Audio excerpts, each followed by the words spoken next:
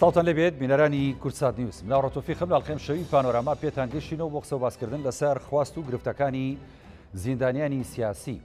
ماوەیەکی زۆرە زیندانیانی سیاسی لە هەرێمی کوردستان کۆمەڵێک کێشە و گیر و گرفتیان هەیە لە ڕووی شایستەدارایەکانیان، لە ڕووی موچە،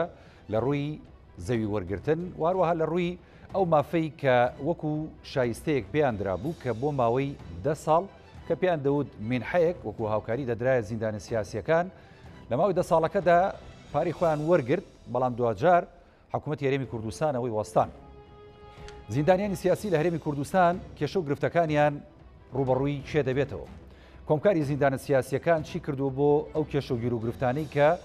زیندانیانی سیاسی بەگشتی لە هەرێمی کوردستان پێوەی دەناڵێنن. کێشەی موچەی زیندانیانی سیاسی بەرپرسە لە حکوومەتی هەرێمی کوردستان و وەزارەتی دارایی یاخود حکوومەتی بەغداش بەرپرسیارەتی هەیە بەرامبەر بە زیندانیانی سیاسی لە هەرێمی کوردستان. ماف و شایستەی دارایی زیندانیانی سیاسی لە هەرێمی کوردستان بۆ هاوتای ماف و شایستەی زیندانیانی سیاسی نییە لە عێراقدا. وەزارەتی شەهیدان لە ئێستادا تا چەند هاوکارە بۆەوەی کە کێشە و گرفتەکانی زیندانیانی سیاسی لەسەر جەمڕۆوەکانەوە کە ئەمان داوای دەکەن و پێوەی دەناڵێنن بۆیان چارەسەر بکەن. یاسای چاکسازی کە بڕیاری لێدراوە لە حکوومەتی هەرێمی کوردستان کابینەی نوێم تا چەند کاریگەری هەیە لەسەر چاکسازی لە کێشەی زیندانە سیاسیەکاندا. ئەگەر چاکسازی دەیانگرێتەوە زیندانی سیاسیەکان زەرەرمەندە بن یاخود نەخێر بە پێچوانەوە سوودمەندە بن. ئەمان مەسەلەی بەستنی کۆنگرەی کۆمکاری زیندانە سیاسیەکان بەکوێ گەیشتووە. ماوەیەکی زۆرە تا ئێستا کۆنگرە نەبەسراوە. هۆکارەکانی چین کێ بەرپرسە ڕێگریەکان چین. ئەگەر کۆنگرە بەسترێت ئاخۆ ئەم کێشە و گیر و گرفتانی کە ئێستا زیندانیانی سیاسی هەیە لە هەرێمی کوردستان بە هەمان شێوە دەمێنێتەوە یاخود نەخێر قۆناغێکی دیکە دەچێتە پێشەوە و چارەسەری خۆی وەرەگرێت. بەغدا تا چەند هاوکار بوو لەوەی کە بتوانێت کێشەی زیندانە سیاسیەکانی هەرێمی کوردستان چارەسەر بکات. لە ماوەکانی ڕابردوو لە سەردەمی سەرۆک مام جەلال کە سەرۆک کۆماری عێراق بوو هەوڵێکی زۆری دا بۆەوەی کە زیندانیانی سیاسی ماف و شایستەدارایەکانیان لە هەرێمی کوردستان هاوتا بێت لەگەڵ بەغدا. ئەوە بەچی گەیشت؟ ئەم شەو گفتوگۆکەین لەسەر ئەم تەوەرانە بۆ کۆمەڵی پرسیاری دیکە بە میوانداری هەرێک لە میوانە بەڕێزەکانم بەڕێز مەلا عەلی محەممەد سەرۆکی کۆمکاری زیندانە سیاسیەکانی کوردستان کە لە شاری هەولێرەوە بە سوپاسەوە لەگەڵمانە. سوپاس دەکەین کاک مەلا عەلی بەخێر بیت. هەروەها بەڕێز کاک شێخ بادین عەزیز جێگری سەرۆکی کۆمکاری زیندانە سیاسیەکانی کوردستان کە لە سەودێ لەگەڵمای بەخێر بیت. کاک شێخ سوپاس دەکەم. بەڵێ ئەگەر سەرەتا کاک مەلا عەلی ئامادە بێت دەچمە لای بەڕێزیان بۆی کە لە بەڕێزیەوە هەندێک پرسیار دەست پێ بکەم کە تایبەتە بە کێشەی زیندانە سیاسیەکان لە هەرێمی کوردستاندا. کاک مەلا عەلی ماوەیەکی زۆرە زیندانیانی سیاسی لە هەرێمی کوردستان بەدەست کۆمەڵێک کێشە و گیر و گرفتەوە دەناڵێنن. کێشەکان زۆر جار دەڵێن خودی کۆمکار بەرپرسە لەوەی کە ینی نایەت بەدەم چارەسەرکردنی ئەم کێشانەوە. هەندێکی دیکە لە زیندانیانی سیاسی گلەی ئەوە دەکەن کە خودی حکوومەتی هەرێمی کوردستان و وەزارەتی شەهیدانیش ئەمانیش تا ڕادێک بەرپرسن لەوەی کە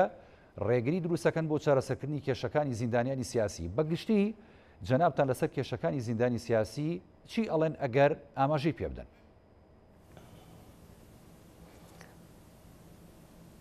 زۆر سپاس بۆ ئەم دەرفەتە. سپاس. زۆر سپاس بۆ ئەم دەرفەتە دەستەکان تا خۆش دەستخۆشی لە کەنالی کورسات دەکەم لە ڕێگای ئێوە پەیامەکانمان بگات بە حکوومەت و بە زیندانی سیاسی. تەبیعی کۆمکاری زیندانی سیاسیەکان لە سەرەتای دروستبوونی لە ساڵی 2007 تاکو ئێستا داکۆچی سەرسەختی مافەکانی زیندانی سیاسی بووە و هەموو کاتێک هەر داکۆچی کار بووە. ئەو شتارێک کە هاتووتە دی زۆربەی لە ڕێی کۆمکاری زیندانی سیاسیەکانەوە هاتووە و ئەوانش خۆیان بە خاوەنی زیندانی سیاسیەکان دەزانن. بەڵام ئەو کێشەی ئەو دوایە کە دروست بووە لە یاسای چاکسازی تەبیعی ئەوە زولمێکی گەورە لە زیندانی سیاسیان کرا. ئەوانەی بێگومان کە یەک موچیان هەیە ئەوە نزبەی ساڵێک و 2 مانگە موچەکانیان بڕاوە بێ موچەنە بێ داهاتن بێ هەموو شتێکن مەلالی ینی بەپی یاسا بڕاوە ینی بۆچی یاسا دەرچەیەشیکی بۆ نەدۆزیونەتەوە کە ئەمانە مافی خۆیان وەربگرن ئەگەر موچەیەکیان نەبوو بەێ بەپی یاسا کە بۆ ماوەی 10 ساڵ بوو بڕاوە بەڵام بە هەمان شێوە بڕیاری سەرۆکی ئەنجومەنی وەزیران کاگەڕێزدار مەفرور بارزانانی هەیە کە دەبی ئەوانەی یەک موچیان هەیە بەردەوام بی ئەوە ساڵێک و 2 مانگە موچەکانیان بڕاوە و نایان دەرێ ینی ئیشەکان ئێمە لەگەر وەزارەتی شەهیدان لەسەر خەتین لەگەریانین لێژنەی چاکسازی لە ئەنجومەنی وەزیران هاتووە لەناو وەزارەتی شەهیدان کارەکانی خۆی ڕایی دەکا بەڵام کەمتەر خەمن ینی سستە کارەکان کە دەڕۆ بە ساڵێک و 2 مانگ نەتوانانی مافی ئەو زیندانە سیاسانێک کە هیچ موچەیەکیان نیە بیان دەیتێ بەڕاستی جێداخە ئێمە درمان ژان دەکە بۆ ئەو زیندانە سیاسیانە ئەمڕۆ ئێوارە بۆ زانیاریتان زیندانی سیاسیەکمان لە ساڵی 82 زیندانی کراوە لە 88 ئازاد کراوە ماوەی 6 ساڵ لە زیندان بووە ئەمڕۆ لە ڕوودا و خێزانەکەی هاتووە دەرێ پیاوەکەم مانجێکە ماڵەکەی جێشتووە ناتوانێت بژێمان بۆ دابین بکاو کەچی ساحب خانوش کرێەکانیان داوای کرێخانی دەکەنیتیان دەرێ لە ماڵەکەی بڕۆ دەرێ هەر ئەمڕۆ ئێوانە لە ڕوودا و پەخش کرا هەموو خەڵک بینی زیندانی سیاسیمان هەیە قوتووی خردەکاتەوە لەسەر شەقامەکان لەسەر شارعەکان لە ناو زبلدانەکان بۆی بژێوی مال و مندانی پێ بەخێوکە ئایا زیندانی سیاسیەک بەو شێوەی لەگەر تەحاملی لەگەر بکرێ ساڵێک و 3 مانگە موچەکەی بۆ نەبەسترێ کە فەرمانی ئەنجومەنی وەزیرانیشی هەیە بۆی بکرێ باشە کاک مەلاعلی ئەی بۆچی ئێوەکو کۆمکاری زیندانە سیاسەکان وەکو سەرۆک وەکو جێگەر بۆ ئەم غەدرە قوبوڵەکەن ینی بەڕاستی بێگومان ئێمە مەوزوعی غەدر لە حکوومەت نییە ئێمە حکوومەت بە حکوومەتی خۆمان دەزانین ئێمە پایەچین لەو حکوومەتە ئێمە تەسحێماندایە قوربانیماندایە بۆ حکوومەتی هەرێمی کوردستان کە حکوومەت بێتە ئارا بۆیە ئێمە لەو ڕێگای کورسات دەمانوێت پەیامەکەمان بگاتە حکوومەت و وەزارەتی شەهیدان بۆ ئەوەی مافەکانمان بۆ دەستەبەر بکە زولمێکی زۆر گەورەیە کە لە ئێمە دەکرێت ڕاستە ئێمە بە پێی دەستوری عراقی مادەی 132 دەبی عراق قەرەبوومان بکاتەوە بەڵام عێراق ئەو عێراقەیە کە ئێمە هەموو ماوە دەیبینین چیمان بەسەردێن و چی دەکا پێویستە حکوومەتی هەرێم بزانی ئەوانەی کە قوربانیاندا لە بۆ ڕۆلەکانی خۆیان بووە ڕۆلەی خۆی بووە دلسۆزی ئەو حکوومەتە و حیزبانە بووینە بەڵام ئێستا ئێمەش داوایان لێ دەکەین ئەوە بەرەبەری جەژنە ڕەمەزانە ساڵێک و 2 مانگا و خەڵکە بێ موچەیە داوایان لێ دەکەین بۆ ئەو مانگە یەک موچەکان بدەن یاساکەمان لۆ هەموار بکەنەوە وەکو بەغا کە لە بەغا بۆ 25 ساڵە هەر مانجێک 1,200,000 دەدەنێ ئیمە لە 10 ساڵ کۆتای پێهاتوو بۆ مانجێکیش 500,000 باشە کاک مەلاعلی وڵی من ئەمێ هەر لەسەر مەسلەی ئەوەی کە هاوتاکردن وەکو بەغدا یعنی پرسیارە لە بەڕێز بکەم وەکو سەرۆکی کۆمکارەکە ینی لە ساڵی 2009 بە هەوڵی ینی بەڕێز سەرۆکمامجاکە و کاتە سەرۆک کۆماری عراق بوو ینی هەوڵدرا کە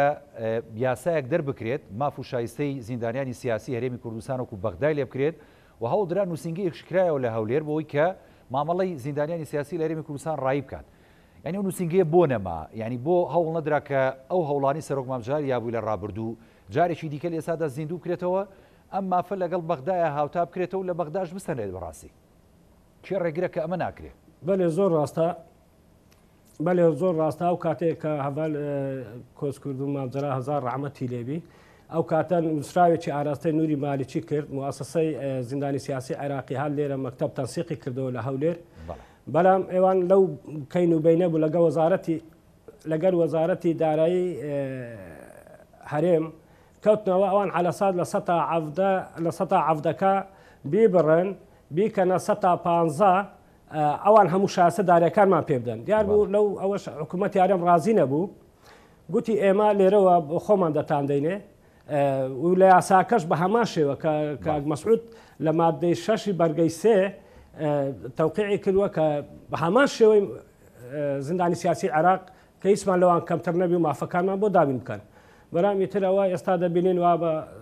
بە بیانوی چاکسازی و نازانم چی و ئەمانە باشە ئێمە خۆڕازینە لەگەر چاکسازیەکە با چاکسازیەکە بکرێ نەمان گوتووە با نەکرێ لەگەر حکوومەتی خۆمانین بەڵام ناکرێ مافی زیندانی سیاسیەکی شایستە کە شۆڕژێری ئەم وڵاتەیە ئێستا کە ئاوا پێشێل بکرێ یان سستی تێدا بکرێت زۆر باش ئێمە ڕۆژانە لەگەر وەزارەت و لەگەر بریکاری وەزار لە هەوڵداین دەست خۆش کاک مەلاعالی دێمە خزمەت جەنابەت بۆ کۆمەڵێ پرسیاری دیکە هەر تایبەت بەو ماف و شایستەی زیندانیانی سیاسی کاک شێخبادیم جەنابتان وەکو جێگری سەرۆکی کۆمکار ینی بەڕاستی لە نزیکەوە ئاگاداری کێشە و گرفتەکانی و چەند جارێکیش ئێمە گفتوگۆمان کردو لە بەرنامەی پانۆراما و لە دەروی بەرنامی پانۆراما لەسەر کێشەکانی ئێوەی زیندانیانی سیاسی کە تاوە کۆم ساتە یعنی نەگەشتەوەی کە چارەسەرێکی وەدۆزێتەوە لەگەڵ ئەوەی کە یاسای چاکسازیشەیە ئێوە زەرمەندی یەکە من لەم یاسای چاکسازیە ئێوە کۆبوونەوەکانتان لەگەڵ بەرپرسانی باڵای هەرێمی کوردستان لەگەڵ وەزیری شەیدان لەگەڵ پەرلەمان و سەرۆکی فراکسیۆنەکان بۆ ئەمە بەسە بەچی گەیشتووە چیتان کردووە بەڕاستی زیندانیانی سیاسی چاوەڕێی دەستی ئێوەن ئێوە گەیشتون بەچی لەم کۆبوونەوانە لەسەر ئەو پرسیارەشت لەگەڵەوەی تاوکردنی جەنابی کاک مەلاعالی لە ڕاستیە ئێمە چیمان کردووە ئێمە بە درێژایی ئەم 2 ساڵی ڕابردووە پێش ئەوەی ئەو 10 ساڵە تەواو بێ ئێمە چوین حکوومەتمان ئاگادار کردەوە وەزارەتمان ئاگادار کردەوە لەوەی کەوا ئەم ماوەیە تەواو ئەبێت هەرچەند ئێمە زۆر لە پێش ئەوەش داوامان کرد کە هەموار بکرێتەوە ئەو یاسایە پێشەوەی کە تەواو بێ وەکو عێراقی لێبێ نووسراومان هەیە لە پەرلەمان نووسراومان هەیە لە کابینەی پێشوو لە دەوری پێشووی پەرلەمانیش داواکاریەکانمان لە بەردەستیانایە بەڵام بەداخەوە نازان بۆ ئەو هۆکارانی کەەوە ئێمەیان خستە پشتگوێ و ئەو یاسایان وەکو عێراق هەموار نەکردەوە بەڵام ئاخر نووسراومان کە پێشکەشی بەڕێوەبەرایەتی کاروباری زیندانە سیاسەکانمان کردو لەوێشەوە پێشکەش بە وەزارەت کراوە وەزارەتیش بۆ ئەنجومەنی وەزیرانی نووسیوە لە 19 چواری 2019 ئێمە داواکاریەکانمان ناوە بۆ هەموارکردنەوەی یاسا پێشەوەی ماوەکەش تەواو بێ پێشەوەی من حەکەش ببڕێ بەڵاخەوە بەداخەوە ینی چێ هۆکارێک بووە کە ئەمە نەچێتەوە پەرلەمان و هەموار نەکرێتەوە لە کابینەی نوێ کە هاتووە بەداخەوە ینی ئێمە لە هاتنی جەنابی وەزیری نوێ کابینەی نوێ گرفتەکانمان لەوێ زیاتری کرد پێش ئەم کابینەیە لە ڕاستیە پێشبڕچێ بوو بۆ باشتر خزمەتکردن بە زیندانیانی سیاسی و بە هەموو ئەو توێژنانەی ترکە لە وەزارەتی شەیدانە هەیە بەڵام ئەوەی کە پەیوەستە بە ئێمەوە زیندانی سیاسیە پێشبڕچێ بوو لەوا کە چۆن خزمەتی باشتر بکرێ یعنی هەندێک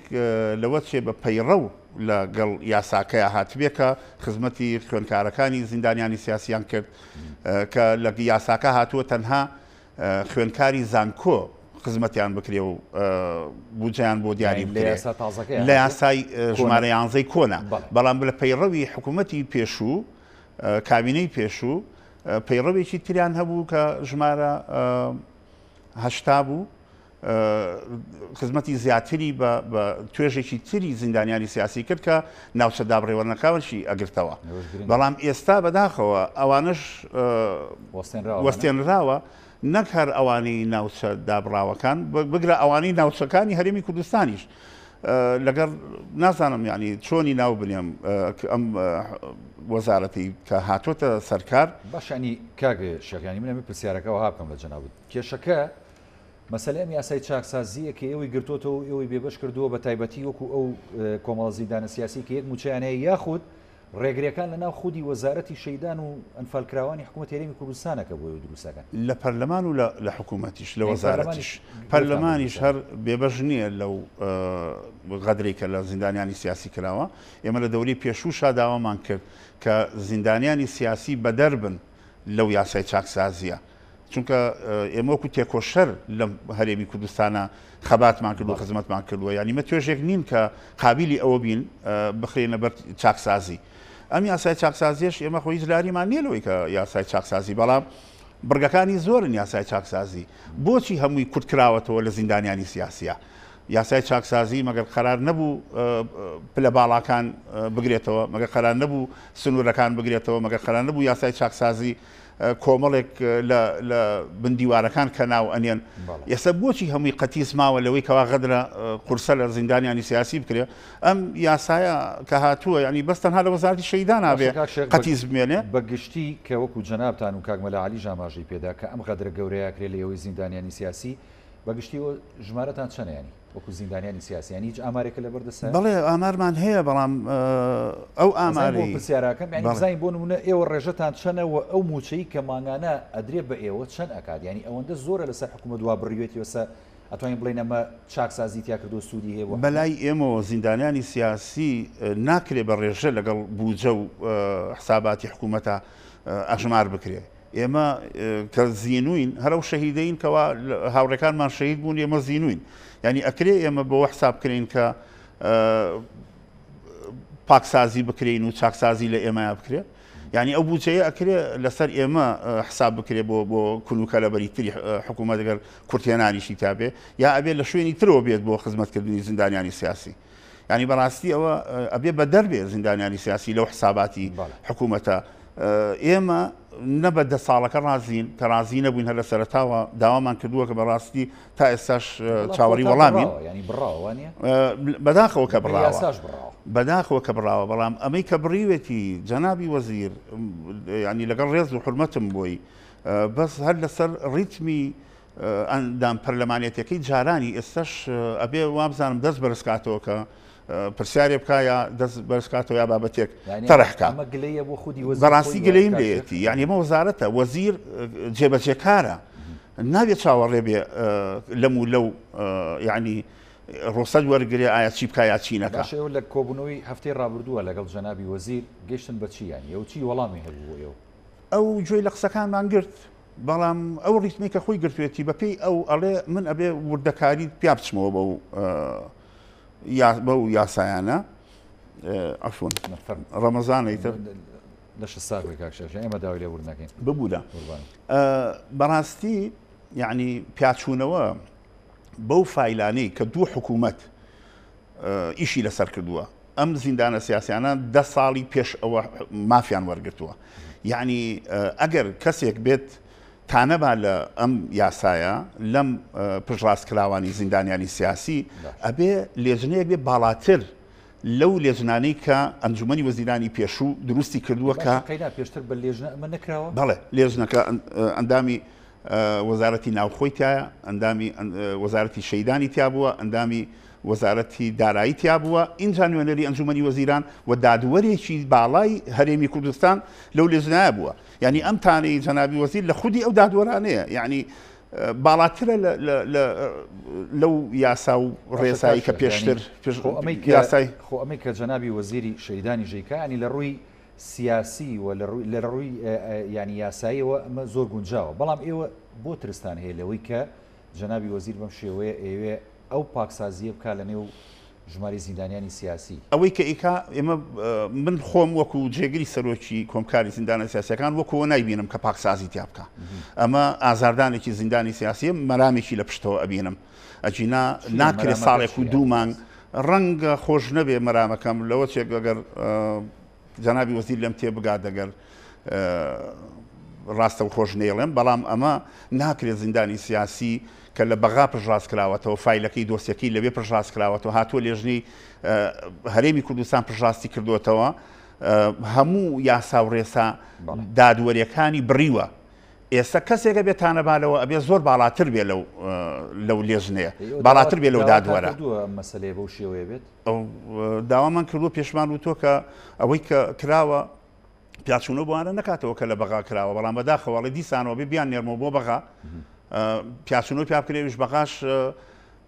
لێژنەی ئێمە نییە کە کتوپڕ جوابمان باتەوە کەواتە ئەمە هەر بە عەلەنی ئەوێت ینی هەم تانەبا لە هەردوو حکوومەتی پێشووی هەردوو دەورەی پێشوو تانەی لەوان ناوە لەو دەسەڵاتەیەوە لەو حکوومەتە لەو سەرۆکی پێشوش کە ئیمزای کردووە لەسەر و یاسایە ینی هەموو ئەمانە ڕەتەکاتەوە جەنابی وەزیر ئێستا کە ئەم مافانی ڕاگرتووە پرسیاریکە بکەم بۆی دواتر بچمە لای کاک مەلاعەلی کاک شێخبادی ینی ئەوەی کە وەکو بەڕێز ئاماژەی پێدی کە بەڕێز عەبدوڵای حاجی مەحموود وەزیری شەیدان و وەفاکراوان بەم شێوەیە هەنگاوە و ئێوەی زیندانیانی سیاسی کەم تا زۆر گلەیتان هەیە لە هەنگاوەکانی ینی هۆکارەکەی لایەنداریە یاخود ئەم ئەوێ ئەو ڕێبازی چاکسازی کە هەیە جێبەجێ بکات من بۆ خۆم نایبینم کە ئەوە هەدەفی ئەوە بێت وا نایبینم کە ئەگەر هەدەفی ئەوە بێ ئێمە پێشتر بەو ڕێڕەوا ڕۆیشتن زیندانی سیاسیمان پەرژاست کردوتەوە کە نردومانتە ئەو لێزدە باڵایی کە دادوەرێک سەرۆکی بووە ئەو مۆری لەوەیاوە ئەو ئەم فایلی پژڕاست کردوتەوە یعنی ئەو تانەدانە لەوە بەڕای من هی کاری وەزیر نییە ئەبێ ئەویش داوا بکات لێژنێکی باڵاتر لە یاسای چاکسازیشە لێژنەیەک بێ کە دادوەرێکی پلە یەک بێتانەبا لە دادوەرانی کە پێشتریشان کردووە ناکرێت بە لێژنەیە کە نەشارەزا و بێئاگا لە فایلی زیندانی سیاسی بیتە دەست قسەکەی جەناب دەوێ نابێت لێژنەکە تەنها وەزارەتی شەیدان و فەلکراوە نابێت ئەبێ لێژنێکی باڵاتر بێت لەو دەسەڵاتی کە پێشتر زیندانی سیاسی پێڕاشکردو زیندانی سیاسی دەست خۆش کاک شێخ دێمەوە خزمەت جەنابەت بەڵێ کاک مەلاعەلی ینی پرسیاری گرنگ لێرەیە ئەوەیە بۆ نمونە ئێوە ڕوەکەنە وەزارەتی شەیدان ڕوەکەنە بەڕێز وەزیری شەیدان ڕوەکەنە پەرلەمانی کوردستان ڕوەکەنە حکوومەتی هەرێمی کوردستان بۆی کە ئەم کێشانەتان بۆ چارەسەر بکات ئەم ینی بژارکردنە ئەم پاکردنەوەیە یاخود ئەم پاکسازی و چاکسازی کە هەموو لایەک داوایەکە لە مەسەلی زیندانیانی سیاسیە بکرێت ئێخۆ حەقە بۆ نمونە هەر زۆرێک لە زیندانیانی سیاسی گلەی ئەوە دەکەن زۆرێکەیە لەوانی کە موچە وەرەگرن یاخود شایستەی دارایی وەرەگرن مستحق نین کە وەریەگرن ینی بەناحق بۆیان کراوە یاخود بە غێر قانونی بۆیان کراوە بەگشتی ئێوە لەسەر ئەم خاڵانە ئەڵێن چی ئەگەر وایە هەنگاوەکانی داهاتوو بەڕێستان چییە بێ وەکو سەرۆکی کۆمکار بە حەقەت بەێ تەبیعی ئێمە هیچ لاریەکمان نییە لەسەر چاکسازی و پاکسازی کە لە وەزارەتی شەیدان ئێستا دەستی پێ کردووە بەڵام گلەیەکەیمە ئەوەی کە گلەیەکەیمە ئەوەیە ئێستا لێژنەی چاکسازی لە ئەنجومەنی وەزیران لە ناو وەزارەتی شەیدان دەستی بەکارەکانی خۆی کردووە تا ئێستا زیاتر لە 600 فایلیان پشتڕاست کردوەوە کەوانەی یەک موچیان هەیە باش پشتڕاستیان کردەوە کەوانە هیچ گیر و گرفتەیەکیان نییە و ئەوانە یەک موچیان هەیە جەنابی وەزیر بەپێی ئەو زانیارەی من هەمە ئالەساز ئەو مختەبەس حکومانەی ڕەوانی بەغدا کردووە بزانی ئایا تەدقیق بکرێت ڕاستن ئەوانە زیندانی سیاسی نیان بە تەزویر کراوە بەس ئەلێرەدا ئەگەر کرابی یان شتێکی شیتیابی با یەک دوانێک بی پێویست ناکە ئێمە 600 کەسی زیندانی سیاسی کە 600 حائیلە یەک موچیان هەیە ئێستا ئەمە بچین ڕایان بگرین بە ساڵێک و 2 مانگە هیچمان نەداوە پێیان ئێستا بابێ موچەکانیان بداتێت دوای ئەوە کە گەڕایەوە ئەمانە تەزویرچیان داتە محکەمەی ئەمە لەمە یەک پرسیار لە جەناب بکەم بۆ نمونە ئەو 600 کەسی کە جەنابەت ئاماژەی پێیەکەی کە مەلەفەکانیان پاکە و یەکلا کراوەتەوە و خاوەنی یەک موچەن ئەویشکە زیندانی سیاسیەکەیە بۆ ئەمانە بە وەجبات ینی ئەمە سەرف ناکرێت دوجار ئەوانەیە کە چاکسازی تیاکرێت یا خودود پاکسازی تیاکرێت دوجار ئەوانش بەماشە بۆیان سەرفکرێت بۆ ئێوە داوای ئەوە ناکەن بەڕاستی داوامان کردووە ئێمە لەگەر جەنابی وەزیرش لەگەر جەنابی وەزیر دانیشتی لە کۆبوونەوەی پێشوو هەماشت پێمان گوت ئاراستەمان کرد جەنابی وەزیر ئەوە لێژنەکە دەرێ ئەوەندەمان پاک کردوتەوە ئێمە لۆ نیەت پاچی کە ئەو خەلکەی کە یەک موچە هەیە ئێستا لە ناو زیندانی سیاسی دەنگۆیەکەیە دەڵێن ئەوە حکوومەت مراوەغە بە زیندانی سیاسی دەکەوت هەر دەیانوێت موچیان نەدات یان هیچیان نەداتێ بەڵام ئێمە بۆ نیەت پاچەوە لێژنەی چاکسازیە هاتووە هەموو دیراسی هەموو قانونینە دیراسیاکرێ مختەبەس حکمیان هەیە کە یەک موچیان هەیە ئێستاش ئەو یەک موچانە بۆ جێژنە با سەرفکە ئەگەر لە بەغا هاتەوە کابراایەک تەزویری کردویان بە تەزویر چووە ئەوە حکوومەتەیە و بیدەنە دادگا و بە دادگا ئەوەی خۆی وەربگری بەس ناکرێ هەتا ئێستا ئەو کەم تەرخەمیە لە بۆ زیندانی سیاسی کرێی خانووی بژەی ماڵ و منالی پێدابین نەکرێ بڵێ باشە چۆن ینی بۆ نمونە ئەم لیژنەی زیندانی سیاسی یاخود ئەمەی کە لە وەزارەتی شەیدان پێکێنراوە چۆن پژڕاستیەکاتەوە کە ئەمە زیندانی سیاسی بووە هەر لەسەر ئەو نەمەتە کۆنەیە کە ینی ئیسپات بۆ یاخود ئێستا بۆ نمونەکو جەنابتان لە داوا لە بەغداکە باش ئێمە ڕەبتان ماوە لەگەڵ بەغدایە یاخود هەمانجیتان هەیە ئێمە وەکو خۆمان هیچ هەمانجێکمان لەگەر بەغانیە کاتی خۆشی ئەمانە هەموو لە بەغا پشتڕاست بوویتەوە هەمووی مختەبەس حکمی هەیە هەمووی تەبع و ئەسابعی هەیە لە بەغا کە هاتووتەوە کاتی مەکتەب تەنسیق لێرە بووە لە وەجبەی یەک تاکو 5 هەمویان لە بەغا هاتوونەتەوە تەزدیق کرایە مسادقە کرایە کە ئەمانە بەلێ ڕاستە زیندانی سیاسین دوای ئێمە هەموو یەکتر دەناسین ئەوانە هەموو لە ئابوغرێ بووینە هەموو یەکتر دەناسین ئەگەر کەسێکی نامۆشی تێدابی ئەوە نابێتە مای ئەوەی کات و 600 کەسی ڕابگری لەبەرەوەی کەسێکی نامۆی تایە ئێمە ئەو کاتا کەشف دەبی و دەیدەینە دادگا و با دادگا مەزرای خۆی لێ وەربگری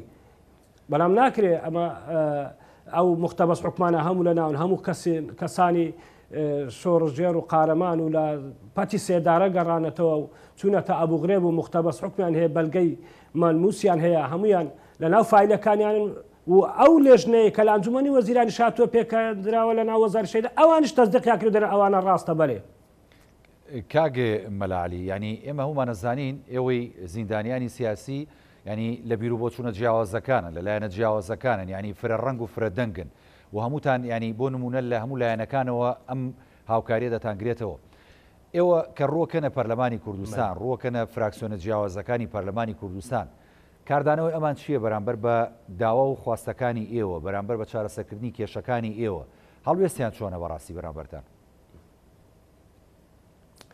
بەخۆی دەچینە هەر هەموو فراکسیۆنەکان کە لەلایەن دادەنیشن و قسەیان لەگەر دەکەین کە هیچیان لە خۆیان نایلنەوە هەمویان خۆیان لە ئێمە درسۆستر نیشان دەدەن خۆیان لە ئێمە بە مزاحیتر نیشان دەدەن و کە پەرۆشن بۆ ئێمە بەڕاستی لە وەزارەت و لە وەزیر و لە هەر یەکێ دەچینە لای بەڵام لە واقعدا ئەوەی ڕاستی بێ پەرلەمان قسەیەکی بێمەوت وتی ئەوانەی هەر ئەماگە بمانە یاساکەتە لۆ هەموارکەینەوە وەکو بەغای لێ بکەین هەر شتێک کە ڕەهەندی دارایی تێدابی دەبی لە حکوومەتەوە ئەو پرۆژەمان بۆ بێ ئەو پرۆژە لە حکوومەتەوە بێتە پەرلەمان لەبەرەوە ڕەهەندی دارایی تێدا حکوومەت پێی دەکرێت بیکەیاننا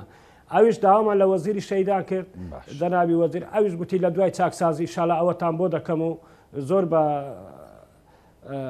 ئاسایی وەری گرت و گوتی دوای چاکسازیەکە بزان بەڵام ئێمە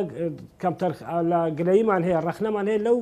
چاکسازیی ئێستا دەکرێت زۆر زۆر سستە زۆر بە سستی دەڕۆ بەڕاستی. بەڵێ دەست خۆش کاک مەلاعلی دێمە خزمەت جەنابەت کاک شێخبادین ینی بۆ نمونە ئێستا ینی خۆ قسەکەی فراکسیۆنەکانی ژانی منطقی بووە دەبێت حکوومەتی هەرێمی کوردستان داوا بکات کە یاساکەتان بۆ دەستکاری بکە و بینێرێتە ئێوە لێ جارێککە هەموار بکرێتەوە بووی کە ئێوە زیندانیانی سیاسی بە ماف و شایستەکانی خۆتان بگەنەوە. حکوومەتیش هەمومان نەزانین ینی لە سێ لایەنی سەرەکی پێکات و یەکێتی و گۆڕان و پارتی دیموکراتی کوردستان ینی ئەمانیش نوێنەرانی ئەم لایەنانە لەناو حکوومەت هەڵوێستیان چۆنە بەرامبەر بە کێشە و گرفتەکانی ئەوە بەڕاستی؟ ئێمە چوونەتە پەرلەمان لای فراکسیۆنەکان هەموو کاک مەلاعلیڵێ هەموو بە خۆشحاڵی و ئەسڵەن بە شەرمەزاری وڵێن ئێمە شەرمەزارین کە ئێوە بێن بۆ پەرلەمان داوای مافی خۆتان بکەن کابوای ئێمە تۆپەکەی خسۆت و ساحکومەت بەڕاستی لە چوونەتە لای جەنابی وەزیریش جەنابی وەزیریش بە شارەزایەتی خۆی کە ئەندامی پەرلەمانی دەورەکانی پێشوو بووەڵێ 20 پەرلەمانتار دەتوانێت ئەو پرۆژەیە تەقدیم کا و مناقەشەی بکرێت لەولا بەو شێوەیە لە حکوومەتی ژەڵێ بێ لێرەوە بێتەوە ئێمە هەردوو لامان گرتووە لە هەردوو لاش داوامان کردووە ئەگەر بەدەست حکوومەتە نووسراوەکەمان لە ئەنجومەنی وەزیرانە فەرمو بابینێرن بۆ پەرلەمان ئەگەر بەدەست پەرلەمانە فەرمو و فراکسیۆنەکان ئێمە تکامان لێکردن ڕزامان لێکردن هاتوونێتە لاتان ئیستقبالتان کردوین کە بەڵێ ئەو پرۆژەیەمان بۆ تەقدیمەکەن و بۆ هەموارکردنەوە بەڕاستی ینی منەتێکیش نییە یانی ئەگەر بۆمان بکەن ئێمە شۆڕژێری ئەو خاک و نیشتیمانە بووین ینی سەیرە ئەگەر مافێکە لە عێراقا ئەوە تانە ئەدەن لە هەندێک زیندانی سیاسی کە ئێمە قبولیشمان نییە لە عێراقا ئەگەر ئێمە لە هەرێمی کوردستانە 20 بۆ 25,000 زیندانی سیاسیمان هەبێ لەوێ لە 100,000 تێپەڕیوە باشۆک بە کاک مەلاعلی شمودیەوە هەمانجیتان نەماوە لەگەڵ بەخە کە نەماوە چۆن داوا ینی بەڕاستی لێ پشڕاستی هەندێک زیندانی سیاسی کرد جەن ئەوە پرسیارە بێ لە جەنابی وەزیر بکەین جەنابی کە بەرپرسی ئەو لێژنەیە کە حکوومەتی هەرێمی کوردستان ئەنجومەنی وەزیران ڕای سپاردووە بۆ گفتوگۆ لەگەڵ حکوومەتی عێراقا بۆ گواستنەوەی دۆسەی زیندانی سیاسی بۆ عێراق ئەگەر سەرۆکی ئەو لێژنەی فەرم و ساڵێک و چەند مانگە یا ساڵ و نیوێکە ئەو فەرمانە دەرچووە تا پێستا کەشیفی نەبردەوە بۆ بەغا بچێ بەدەم ئەم بەغا ڕازیە کە مەلەفیەوە بگوێزرێتەوە سەر حکوومەتی عێراقی ئەوانەی کە ئێمە لەگەڵ مؤسسای قسەمان کردووە بەڵێ ڕازین هیچ کێشەیەکیان نییە ئەڵێ بەس حکوومەتی هەرێم ینی لە ڕووی دارایەکەش سەر بە بەغا بنوانە ئێمە ئەگەر بڵێ چینە سەر مؤسسە لە ڕووی دارایەکەەوە دارایەکەمانی جۆزرێتەوە بۆ سەر حکوومەتی عێراقی بۆ سەر مؤسسە کەواتە ینی ڕێگریەکە لە هەرێمی کوردستانەوە بەڕاستی ئەو ڕێگریش لە حکوومەتی پێشووی ئێمە نامەمان وەرگرت ینی نووسراومان هەیە کە داوای کردووە لە حکوومەتی عێراق کە دۆسیەکەمان بۆ بجۆزێتەوە ئەوان لاریان نییە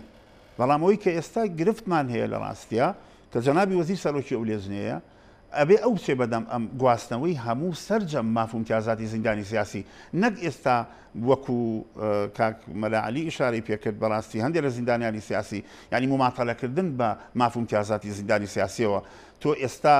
ئەم فایلە ئەنێریتەوە بۆ بەغا بۆ ناچی بۆ گواستنەوەی تەواوی فایلەکە بەڕاستیانی کاک مەلاعلی ئاماژەی بە خاڵێکی زۆر ینی وروژێنەر کرد ینی تۆ ئەستەمە یعنی زیندانێکی سیاسی لەم کاتەیە ئەوە تا موچەی بڕاوە ینی خێزانی بەسەراکەوتو تا ماڵی بەجێشتۆ لە تاو بێپارەی لێ بەحەقەت یان ئێمە چێ ئەم دیسانەوە بێن بڵم لەگەڵ ڕێزم ئەگەر من وەک جڵفێتی خۆیان قسە بکەم یعنی دوکاننارێک پێشەوەی بابەتەکانی تەواو بێ ئەزانێ کە چی تەواو بۆ چی کەمە کە بچێت بیکڕێت و بیخاتە جێگەی یاسایەک ئەگەر بۆ 10 ساڵ هاتووە جەنابی وەزیری شەهیدانە وەزیری ئەو مافومتیازاتانەیە یعنی نەئەبوو پێش ئەوەی کە ئەو 10 ساڵە تەواو بێ بزانێت چێ لەم یاسایە ئەبێ موچەکەی بەردەوام بێ چێ ئەبێ پیاچونەوەی پیا بکرێ پێشەوەی تەواو ببێ و ماوەیە لە کاتی تەواوبوونی ئابێ ڕابگیرێ ببەسترێ قفڵ کرێ نانی ئەو خەڵکە ببڕێ اینجا تۆ بچیتەوە بەمەیە ئێستا خۆی ئێوە کە لە لوبی مۆزوعەکەیان ئێوە گلەی لە حکوومەت و سەر و خۆتانەکەن ێتە ئیشی زیندانیانی سیاسیش گلەی لێەوەکەن وەکو سەرۆک و جێگیری سەرۆکی کۆمکار ئێوە بەڕاستی کەم تەرخەمی لە خۆتان نابینن لەمڕۆ زۆر سپاسی ئێوە کەم بەڕاستی سپاسی ئەو کەناڵە و ئەو فرسەتی کە بە ئێمەتاننا کە لێرەوە بزانن زیندانیانی سیاسی هەموو ئێمە ناکرێ ئێمانە هەمووی بخەینە ڕوو ئەجینا بە دۆسیە هەمانە کە ئێمە لە درێژایی ئەم چەند ساڵە چەندین جار سەردانی پەرلەمانمان کردووە سەرۆکی پەرلەمان ئاگادارە و ئەزانێ زیاتر لە 7 جار لەم ماوەیە ئێمە سەردانی پەرلەمانمان کردووە جەنابی وەزیر وابزانم 5 بۆ 6 جار دانیشتوین لەگەڵا لە درێژایی ئەم ساڵ و نیواکە هەر بۆ چارەسەری ئەم گرفتە چەندین جار لەم کۆبوونەوەانە گرفتی یعنی وادی پیاوین و بەڵێنی پیاوین کە چارەسەر بێ بەداخەوە تا پێستا بەڵێنی ئەوەشی پیاین کە مافی امتیازاتی زیندانی سیاسی ڕاناوەستێ باشە ئێستا وەستاوە مەسلەی خوێندن مەسلەی نەخۆشی مەسلەی کۆمەڵێک شمولیەکردن ینی وەڕاستی بەداخەوە کە جەنابی وەزیر هاتووە یا حسابی نەشارەزایی و نایاسایی ئەوانی تری کردووە کە ئەوان نەشارەزا بوون نەزان بوون قفڵێکی یاوە لە دەرگاکە و هاتووە سەر لە نوێ خۆی دەست پێ بکاتەوە یعنی ئەمە وای حساب کردووە ئەبێ خۆشیان ینی مجموعەیەک من کە زۆر لە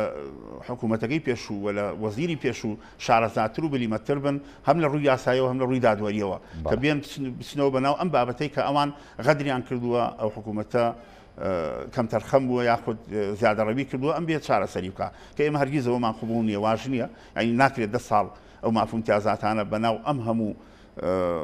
دادوەر و حکوومەتە کە چەندێک پیاچوونە و ینی تند بوون لە بەرامبەریا ئێستا ئەم بیەوێ ڕاستی کاتەوە بەو شێوە ڕاستکردنەوەی کە ئەوە ئیکاکە ناوی بینە چاکسازی لە ڕاستیا لە یاسای چاکسازیش نییە ئەمە یاسای چاکسازی نییە تۆ ناری و خەڵکە ببڕی پیای بچیتەوە هەر چێنێک تەواو بووە پێشمان وتووە 100 200 300 چەندێک تەواو بووە با ئەوانە بڕۆن موشەکانیان بەرێ وڵای خۆ داوایشی منطقی بەڕاستی جەنابی فەرمووی کە چەند کەسانێک هەن فایلەکانیان دەستکاری کراوە فایل ئەگەر دەستکاری کرابێ یەکێک دوان 20 50 100 ئێمە ناڵین تۆ بێ یاسایی بکە و لە یاسا دەرچوە ئەوەی کە گومانت لێ هەیە بیخەرە ئەو لاوە بەڵام ئەو لێچنەی چاکسازی کە ئێستا ئەنجومەنی وەزیران دایناوە لە وەزارەتە ئەڵێ من 984 کەسم پڕاست کردوەوە گرفتیان نییە جەنابی وەزیر لە هەیەتی باشە با لەو 984 ئەوەنەیە با 84ەکەی لا بە 9ەکەی خۆ گومانیتیانە ئێمە خۆمانە پێنسەی بعد ئەگەر ئەوانی باشەوەی پیا بکە من حەی ئێوە کە بۆ 10 ساڵ بووە مانگی 600,000 بووە وایە مانگی 500,000 مانگی 500 بەغام مانگی ملیۆنە 200,000 وڵای ئەوەش غەدرە يعني ئەوەش يعني جەنابی وەزیر ئەگەر مثلەن لەسەر ڕیتمی یاسای چاکسازی ژەڕوا بەڕێوە خۆ ئێمەش لە یاسایە هەمانە مافوم امتیازاتی زیندانی سیاسی مادەی 6 بەڵگەی 3 لە یاسای زیندانیانی سیاسی ئەڵێ منحەی زیندانیانی سیاسی هاوتا بێ لەگەڵ بەغا ئەی بۆ ناچێ بەلای یاسا ئەو یاسا نییە هیچ فترێک لە فترەکان هاوتا نەبوو لەگەڵ بەغدایە هەر بۆ شێوەرتان دەست خۆش کاک شێخ سوپاس دەکەم ئاوەکە و خۆرۆ نۆشیکە بەڵێ کاک مەلعەلی ینی بەڕاستی یەک پرسیارێکی گرنگتر کە زۆرێک یانی لە زیندانیانی سیاسیەوە زۆرێک لەوانەی کە ینی پەیوەستن بە کێشەکانی ئێوەی کۆمکار و زیندانیانی سیاسی ینی بازەواکەن بۆ نمونە ماوەیەکی زۆرە کۆنگرە نەبەسراوە هۆکارەکەی چییە کە کۆنگرە نەبەسراوە ئەگەر کۆنگرە ڕێگری هەیە نابەسرێ ڕێگرەکان چێن ئەگەر کۆنگرە ببەسرێت ئەم ڕێگریانە وەلا بخرێت کێشەکانی ئێوە چارەسەرە بێت وەکو زیندانیانی سیاسی هەنگاوێکی دیکە دەچنە پێشەوە ژیانی زیندانیانی سیاسی باشترە بێت بەێ بێگومان ئێمەش ئەو گرفتەمان هەیە کە کۆنگرە ساڵانێکە نەبەسراوە بەڵام ئەوە لە پێشێمە کە کۆمەلە و ڕێکخراو یەکیان گرتەوە کۆکاریان دروست کرد لە ساڵی 2007 بڕیار بوو لە ماوەی 2 ساڵدا ئەو کۆنگرێ ببەستن. بەڵێ ئەوە پێش ئێمە بوو، پێش من و شێخ بەهادین و ئەو برادرانەی کە لێ بوونا ئەی بۆ نەمیتر سەبر کێشەکان پەرێستان و نەکرا و نازانم چوو هەتا بەو کۆتایە کە ئێمە هاتین، ئێمە هەردووکمان لەو 2-3 ساڵە هاتینە دەستەی بالا و بووینە سەرۆکو جێەوە هاتن سەر ئەو هەموو کێشە و بارگرانیە ئەو هەموو بەلێ ئێستاش ئێمە داوامان کردووە هەردوو لامان لە هەردوو حیزب کە کۆنگرە ببەستین بە زووترین کات. ئەویش جوابیان داینەوە هەردوو لا پێویستی بە ڕەزامەندی مەکتەب سیاسی هەردوو لایەن کاواندانیشن لە گەریەک و کاتێکمان بۆ دیاریکەن و پیلانێ دابنێن و بۆ ئەوەی کۆنگرەکە ببەسترێ. بەڵام زۆری ئەوە هۆکارەکەشی ئەوەیە کە ئەو زیندانی سیاسیانە کە خەلکی ناشایستەی تێکەوتووە ئێستا دەبێ ئەو مەلەفانەی کە لە وەزارەتی شایەت چاکسازی ئەوەی دەکە لۆمان ڕۆن کاتۆ کە چەند زیندانی سیاسی ڕاستەقینە دەردەکەوێ جگە لەوانێک کە نازیندانی سیاسی ئەو کاتە ئەو ئاماری خۆمان بۆ دەردەکەوی دەتوانین کۆنگرێکی دروست و پخت بکەین کە بتە جێی دڵخۆشی هەموو زیندانی سیاسی. لەنەوەش خاڵەکی گرنگە، ینی ئێوە جارێت چاوەڕێ و یاسای چاکسازیان بۆی کە ینی بژاردەیەک لە نێوان ئەندامەکانتان بکەن و دوجار کۆنگری خۆتان بەستن. خۆمەش منتەقیە. بەێ ئەوە ڕێی زۆربەی هەرە زۆری زیندانی سیاسیەکانە.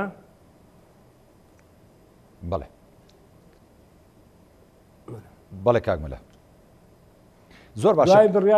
دوا بڕیاریش دەکەیتەوە دەستە حیزبەکان مە هەردوو مەکتەب سیاسی کویان پێ باش بێ ئێمە ئامادەینەوە بیکەین و لە خزمەت داینە. باشە ئێوە بۆ نمونە وەکو جەناب داماژەی پێدەی ینی لەم دوولایەنە سەرەکیە کە پارتی دیموکراتی کوردستان و یەکێتی نیشتیمانی کوردستانە پێکاتەوە کۆمکارەکەتان ئێوە ناتوانن ینی لەسەر و خۆتانەوە زەخت بکەن فشار بکەنە سەر لایەنەکانتان بۆی کە ئەوان لە حکوومەت و لە پەرلەمان و لە ناو وەزارەتەکان کە پەیوەستە ئیشەکانی ئێوە بەڕێوابات ینی ئەم فشارە دروست بکەن کە ئەو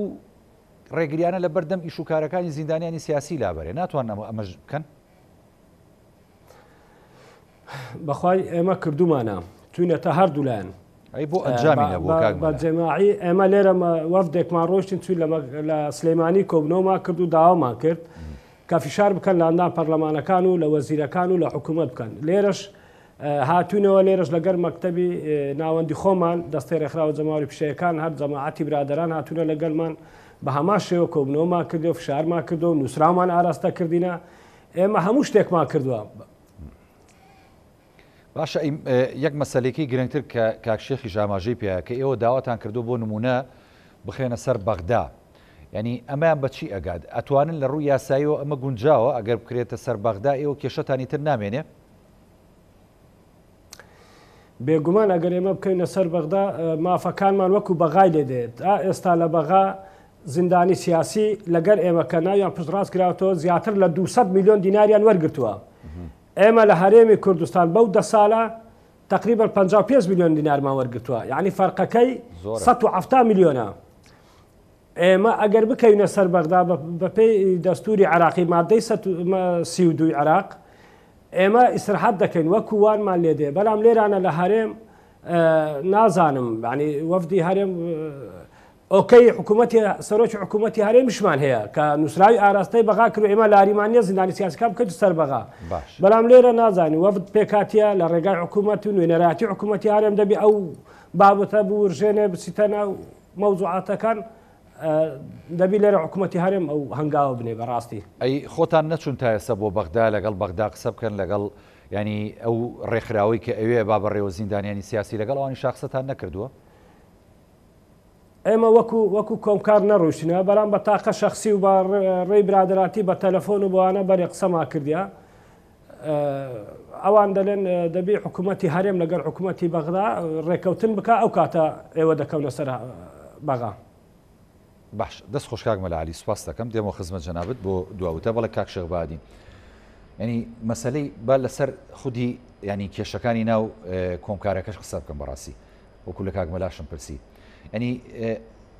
گرفتەکانتان ئێوە گرفتی ناوخۆیشتان هەیە بە حقیقەت تا ئێستا تا کۆنگرەتان نەبەستووە و هەندێک کێشە و گرفتی شەیە کە ڕوبەڕووتان نەبێتەوە ناتوان چارەسەری بۆ دۆزنەوە ئەوەی کە هەیە لە ناو کۆمکارەکەیە گلەی هەیە لەلایەن زیندانیانی سیاسیەوە ینی ئەوان خۆیان چیان ئەوێ ئێوە دەستەیەکە کە بەڕێوەی باش شوێنەکە زیندانیانی سیاسی وەکو عام تا ئێستا گلەیان لە بەستنی کۆنگرەیە نەبەستنی نییە لەوەچی هەندێک کەس کە لەوەچێ ئومێت کات کە بێتە ناو دەستەی باڵا و ئەوانەوە هەوڵی کۆنگرە ئەدەن بەڵام بۆ ئێمە ئەوانە گرفتی دروست نەکردووە ئێمە مەهامی ئێمە وەکو کۆمکاری زیندانە سیاسیەکان بە دوواداچوون و داکۆچیە لە مافی زیندانی سیاسی لە ڕاستیا گرفت نییە ئێمە کۆنگرەمان بەست بێ یان نەمان بەست بێ بیبەستین وەکو کارمەکانتان خاو ناکاتەوە لە بەرامبەر داواکانتانە نانە هیچ کاری لەسەر